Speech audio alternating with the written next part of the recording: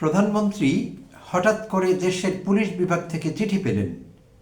সেই চিঠিতে তাকে মনে করিয়ে দেয়া হলো যে তিনি রাষ্ট্রের প্রচলিত আইন ভেঙে নিজের পরিবারের জন্য সরকারি টাকায় সকালের নাস্তা খাচ্ছিলেন ধারাবাহিকভাবে। প্রিয় দর্শক শ্রোতা, আসসালামু আলাইকুম এবং অফুরন্ত শুভকামনা সবার জন্য।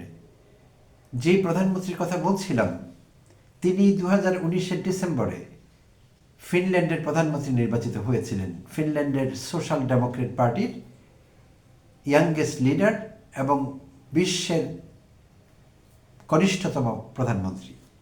34 বছর বয়সে সানা মারিন ফিনল্যান্ডের প্রধানমন্ত্রী নির্বাচিত হয়েছিলেন 2019-এর ডিসেম্বরে। তো তিনি প্রধানমন্ত্রী হিসেবে দায়িত্ব পালন করছিলেন তখন হঠাৎ করে প্রায় বছরখানেক অতিবাহিত হওয়ার পর প্রধানমন্ত্রী হিসেবে চিঠি পেলেন পুলিশ বিভাগ থেকে। আর তাকে রিমাইন্ড করা হলো তিনি আইন ভেঙে রাষ্ট্রীয় খরচে নাস্তা করছেন। তো তিনি দুঃখ প্রকাশ করেছিলেন আর বলেছিলেন এই টাকা তিনি ফেরত দেবেন। আমার যদ্দূর মনে পড়ে তিনি সেই টাকা একবারে ফেরত দিতে পারেননি, কারণ 1 বছরের মধ্যে $17,000 মতো চলে এসেছিল মনে হয়, বা 1.5 বছর হতে পারে। $17,000 হয়েছিল তার। $365 করে মাসে খরচ হতো নাস্তার জন্যে। বাই দ্য ওয়ে, $365 প্রতি মাসে। তো $17,000 হতেই যত মাস লেগেছিল, বছরখানিক বা 1.5 বছর হবে হয়তো, এই সময়ে $17,000 জমা হয়ে গিয়েছিল 365 করে মাসে। তো তিনি সময় নিয়েছিলেন সরকারের কাছ থেকে যে তিনি কিস্তিতে সেই $17,000 দিয়ে দেবেন। আর তিনি বিষয়টি জানতেন না, কারণ তিনি বলছিলেন সেলফ ডিফেন্সে যে এভাবেই চলছিল, আমি চেয়ে নেইনি। সম্ভবত আগের প্রধানমন্ত্রীরাও এভাবেই খরচ করেছেন নাস্তার টাকা সরকারিভাবে। তো তিনি দুঃখ প্রকাশ করে সেই টাকা ফেরত দেওয়ার ব্যবস্থা করেছিলেন। ওভাবেই তিনি পুলিশি তদন্ত থেকে মুক্তি পেয়েছিলেন, বা তার বিরুদ্ধে ফার্দার ব্যবস্থা নেওয়া হয়নি। সুপ্রিয় দর্শক শ্রোতা, সেই হলো ফিনল্যান্ড এবং ফিনল্যান্ডের প্রধানমন্ত্রী সানা মারিন। তো হঠাৎ করে তাকে নিয়ে কেন কথা বলছি? 2 দিন আগেই আমাদের সংবাদপত্রগুলো এই নিউজ করল, সাবেক প্রধানমন্ত্রী শেখ হাসিনা, যিনি এখন পালিয়ে গিয়ে নরেন্দ্র মোদীর মেহমানখানায় আছেন ভারতে, তার বাসা, সরকারি বাসা এবং দপ্তরে, অফিসে তিনি খাবার নিতেন একটি সরকারি সংস্থার কাছ থেকে। পর্যটন কর্পোরেশনের অধীনে পরিচালিত হোটেল অবকাশ থেকে খাবার যেত শেখ হাসিনার কার্যালয়, প্রধানমন্ত্রীর অফিস যেটি, এবং যেই বাসায় তিনি থাকতেন গণভবন, সেখানে 2 জায়গায় খাবার যেত। আর খাবারের বিল তার বাকি পড়েছে $2.5 কোটি টাকা, 2,54,00,000 সামথিং টাকা বাকি পড়েছে। তো 2 দিন আগেই সংবাদপত্রগুলো এই রিপোর্ট করছিল, এবং হোটেল অবকাশ ঝামেলায় পড়ে গেছে, কারণ তারা শেখ হাসিনা থাকতেও চিঠি দিয়েছিলেন সেই কর্তৃপক্ষ অবকাশের।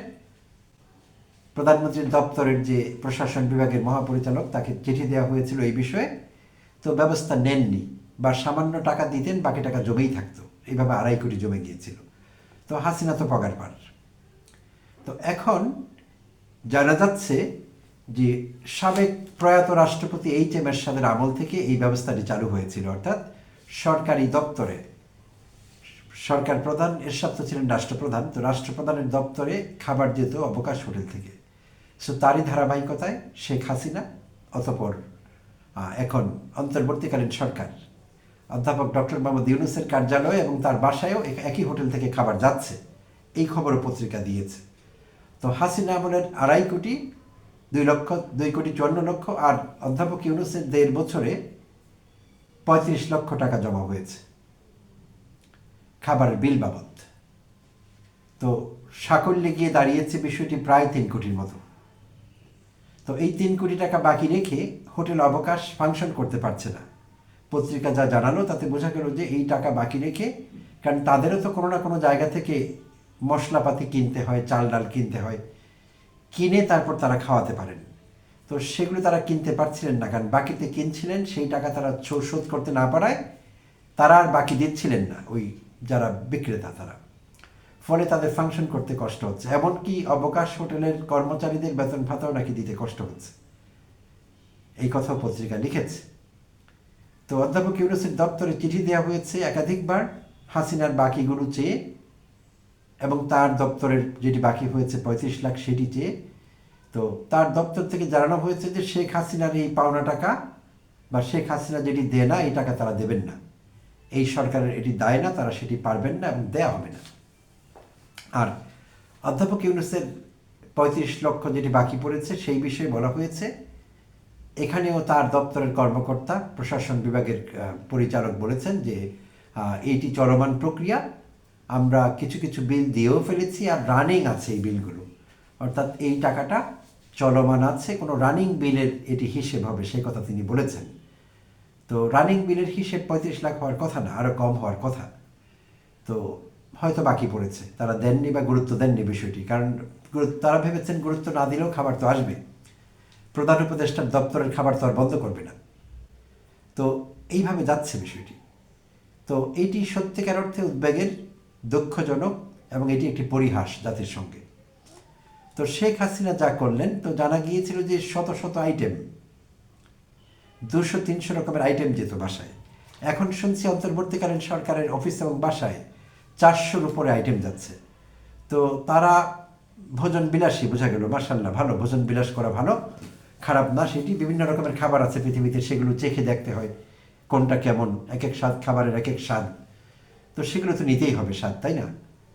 তো তারা শত শত রকমের খাবার খাক, তাতে আমাদের কোনো আপত্তি নেই, কিন্তু সরকারি দপ্তরকে এরকম অসুবিধায় ফেলে এটা কেন? এবং যেখানে এই বিভাগের কর্মচারীদের বেতন ভাতা নাকি দেয়া আটকে গেছে, খুবই উদ্বেগের কথা এটি, এবং লজ্জার, সীমাহীন লজ্জার। যদিও আমাদের লজ্জা নেই, আমরা কান কাটা বেহায়া। হাসিনা এরশাদকে বলতেন বেহায়া, বিশ্ব বেহায়া, এটা সেটা, কিন্তু আমি পরবর্তীতে দেখেছি হাসিনার চাইতে বড় বেহায়া পৃথিবীতে আর কেউ ছিল না। এত বড় মিথ্যেবাদী, এত বড় প্রতারক, এত বড় পিশাচ, এত বড় নৃশংস মানুষ আমি দেখিনি, অন্তত আমার জানা নেই। তো এখন বিষয়টি এখানে গিয়ে দাঁড়িয়েছে।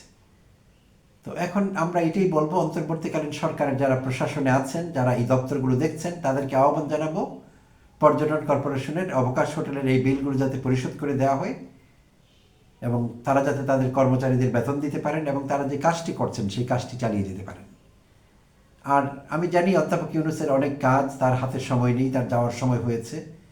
তো এত কাজের ভিড়ে অনেক গুরুত্বপূর্ণ কাজ তিনি করছেন, এই অগুরুত্বপূর্ণ কাজটির কথা তিনিও ভুলে যেতে পারেন। যদিও আসলে সত্যি হলো এই যে সরকার প্রধান বা রাষ্ট্রপ্রধানের এটি মনে রাখবার কথা না, তাদের আসলেই অন্য কাজ আছে করবার মতো। এই কাজটি করবার কথা তাদের দপ্তরের প্রশাসনিক কর্মকর্তাদের। তো তারা ঠিকভাবে করছেন কিনা, এবং তারা যদি ফান্ডের সংকট হয় তাহলে তারা সরকার প্রধানকে জানাচ্ছেন কিনা, এখন তো নির্বাহী প্রধান অধ্যাপক ইউনূস, তাকে জানানো হয়েছে কিনা।